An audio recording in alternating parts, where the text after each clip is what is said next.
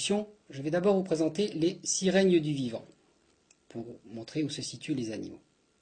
En fait, le vivant, on l'a classé en 6 règnes. D'abord des êtres prokaryotes et des êtres eucaryotes. Les prokaryotes, qui n'ont pas de noyau, comprennent les bactéries.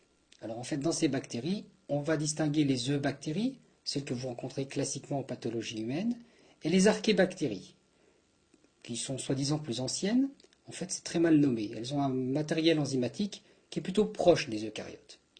Ces archéobactéries, vous les rencontrerez dans les conditions extrêmes, dans les rifts, au fond des mers, ou dans des conditions extrêmement froides. Ensuite, nous avons les êtres eucaryotes qui ont un véritable noyau.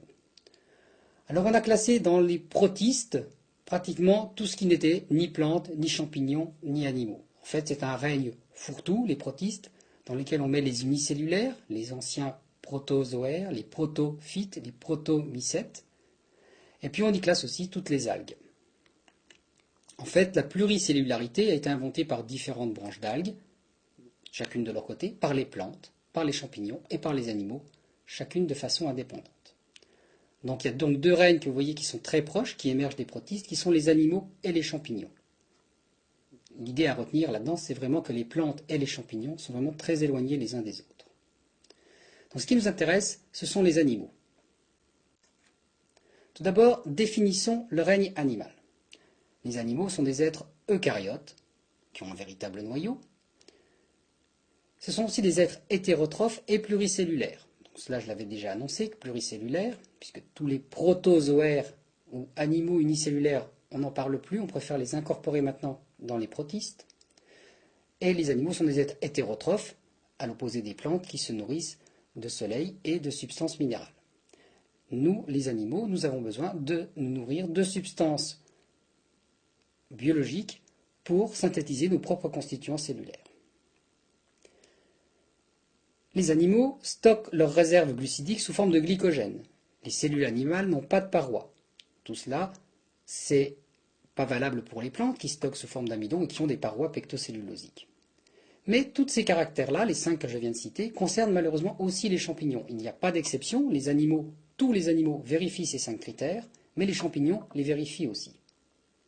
Ce qui différencie les animaux des champignons, c'est bien sûr que les animaux sont capables de mouvement.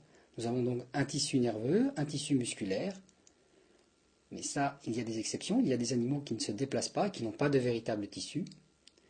Et chez les animaux, il y a une reproduction sexuée avec un stade diploïde prédominant, le stade haploïde est très court. Là encore, il y a quelques exceptions de reproduction asexuée chez les animaux, mais là est quand même la différence fondamentale entre les champignons et les animaux. Alors, puisqu'on parle du cycle diploïde ou haploïde, voici le cycle classique d'un être vivant animal.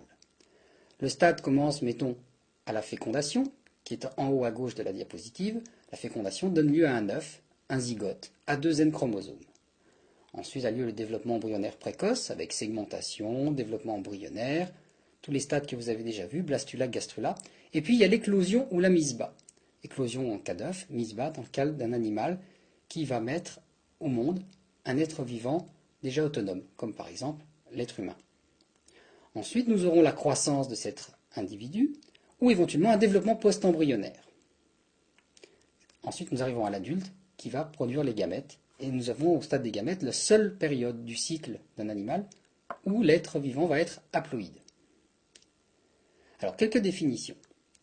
Qu'est-ce qu'on appelle un adulte? Un adulte, on dit aussi un imago, c'est la forme capable de reproduction sexuée.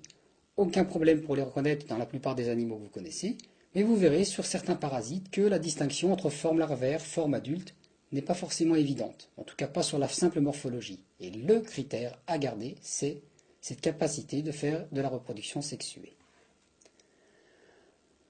Ensuite, une larve. Qu'est-ce que c'est qu'une larve? Une larve, c'est une forme libre qui va donc apparaître à l'éclosion ou à la mise bas et qui va présenter des différences importantes avec la forme adulte. Ces différences importantes, eh bien, elles vont être sur le mode de nutrition ou sur le mode de vie. Les exemples classiques, c'est le tétard et la grenouille. Différents modes de vie, l'un vit dans l'eau, l'autre vit dans l'air, différents modes d'alimentation. L'autre exemple classique, c'est la chenille ou le papillon. La chenille rampe sur les feuilles, se nourrit de feuilles. Le papillon adulte, lui, vole et ne se nourrit pas, ou très peu, suivant les espèces. Donc, c'est quand on a une larve à l'éclosion ou à la mise bas qu'on aura un développement post-embryonnaire qui donnera ensuite un adulte différent. Dans les stades plus antérieurs, en ce qui concerne l'embryologie, l'embryon, c'est l'organisme en voie de développement. Depuis l'œuf, donc au niveau du zygote, jusqu'à une forme autonome et active. Et ça, c'est valable pour tous les animaux. Chez l'homme, vous avez une définition bien particulière du fœtus qui va désigner un embryon de plus de 3 mois. 3 mois, cette limite est un petit peu arbitraire. C'est ce qui sépare ce que vous appelez classiquement l'embryogénèse de l'organogénèse.